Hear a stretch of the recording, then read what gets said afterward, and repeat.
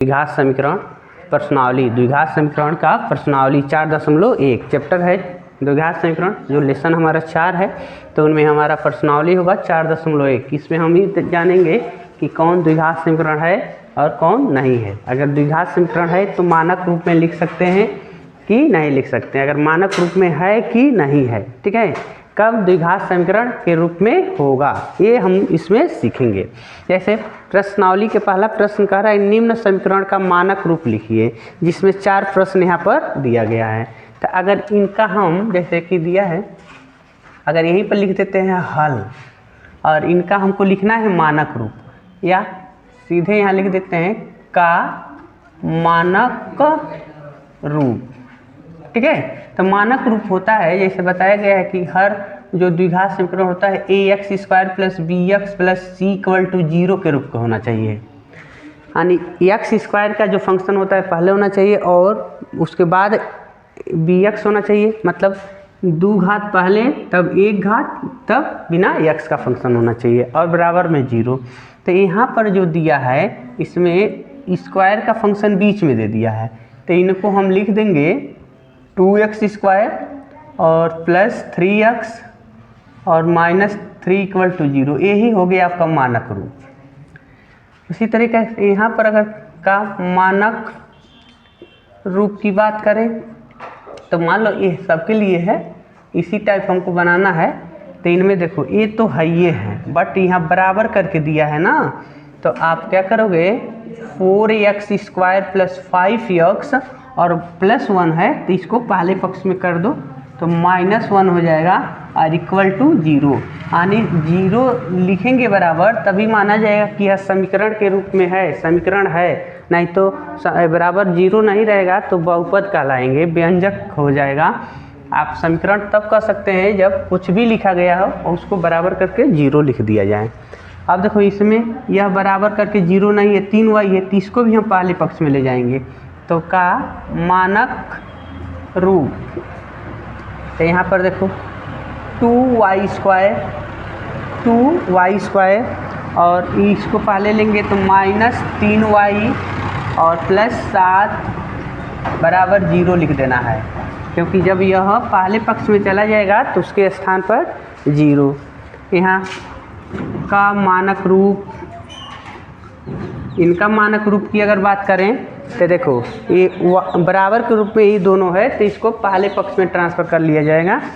ये हो जाएंगे 7y² और -2y और ये माइनस है तो पहले पक्ष में +2 हो जाएगा बराबर 0।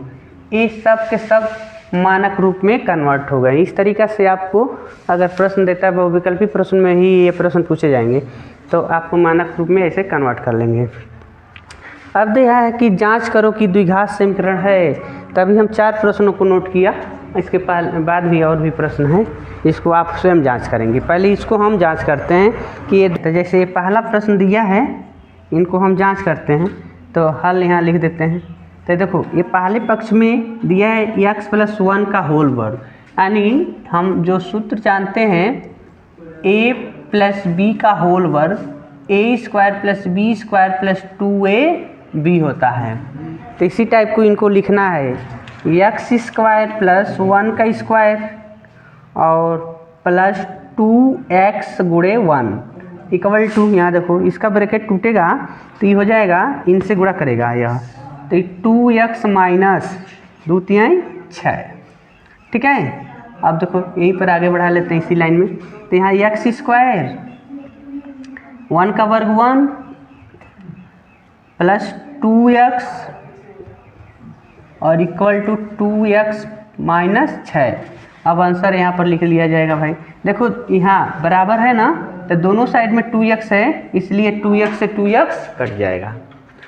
तो पहले साइड में x² + 1 इधर से -6 इस पक्ष में आएगा तो +6 हो जाएगा बराबर की साइड, तो +6 और ये +1 तो +7, तो यहाँ पर बच जाएगा, इस पक्ष में बच जाएगा 0। तो ये कह देना है कि द्विघात समीकरण है, द्विघात समीकरण है। यहाँ पर ये द्विघात समीकरण है, यानी ये जो प्रश्न दिया गया है यह द्विघात समीकरण है।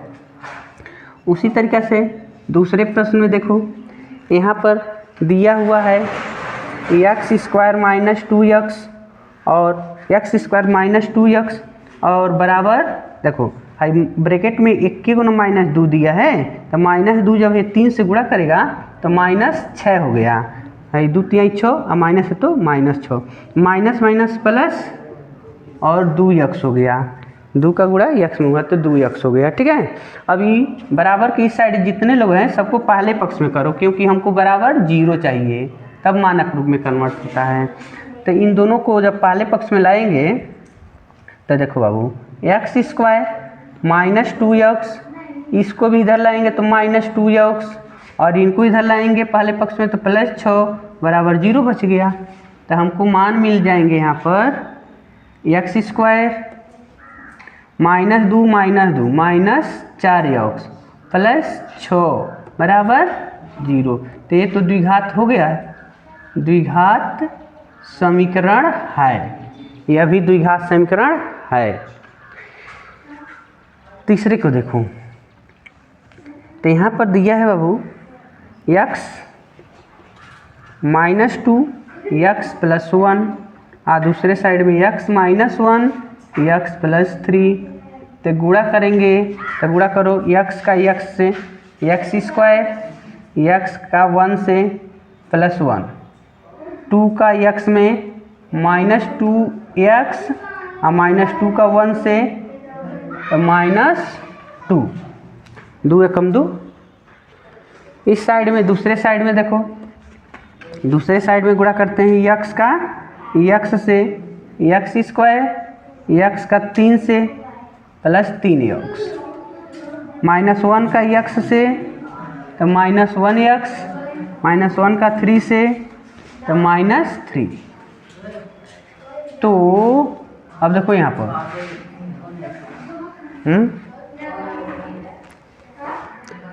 x का x में x स्क्वायर, x का इधर x का x में x स्क्वायर, x का तो यहाँ पर लिखना था x लिखना था, ठीक है, यहाँ पर प्लस x लिखना है, x का 1 से और इसका हुआ तो -2 और -2। ठीक है, अब देखो एक्स स्क्वायर इस साइड भी है, एक्स स्क्वायर इस साइड भी है, तो निगलेक्ट हो जाएगा। एगो एक्स में 2x घटाओगे तो -1x बचेगा और ये -2 बराबर इधर देखो 3x में एगो x घट गया 2x और -3। अब इन दोनों को पहले पक्ष में ले आओ, चाहे इन दोनों को उधर ले जाओ। अगर इसी को उधर ले जाते हैं तो 2x इधर गया तो +x, -3 या इधर गया तो +2 बराबर 0। तो x का मान देखो ये कितना हो गया 3x, आई जब जोड़ लोगे तो -1 बचेगा बराबर 0। -3 में जब 2 जोड़ेंगे तो -1 हो जाएगा। तो कहना है कि द्विघात समीकरण नहीं है, द्विघात समीकरण नहीं है। इस तरीके से आप बता देंगे कि ये द्विघात समीकरण नहीं है। ठीक है, तीसरा प्रश्न कह रहा है, तीसरा प्रश्न 5x² + 6x + 9 बराबर 4x² + 8x + 7 एक द्विघात समीकरण है, सिद्ध करना है। तो दोनों साइड में ना दे दिया है तो आप क्या करेंगे 5x² + 6x + 9 है और इस साइड के सभी नंबर को पहले पक्ष में ले चलो। तो जब इधर कूदेंगे लोग तो -4x² - 8x और ये -7 बराबर 0 हो जाएगा। दूसरे साइड में 0 लिख देना है। तो देखो यहाँ पर 5x² है, यहाँ पर 4x² है, इसको इसमें घटाओगे तो बचेगा एगो x²। यहाँ पर 6 गो x है प्लस में और ये माइनस में है ना, तो इसको इसमें घटाएगा तो -2x और 9 में 7 घटाओगे तो प्लस में 2 बराबर 0।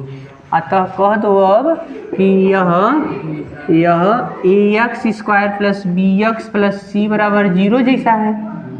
इसलिए क्या है द्विघात समीकरण है।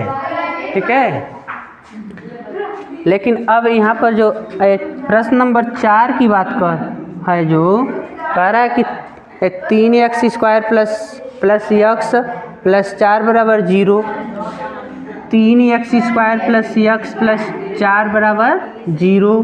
ठीक है,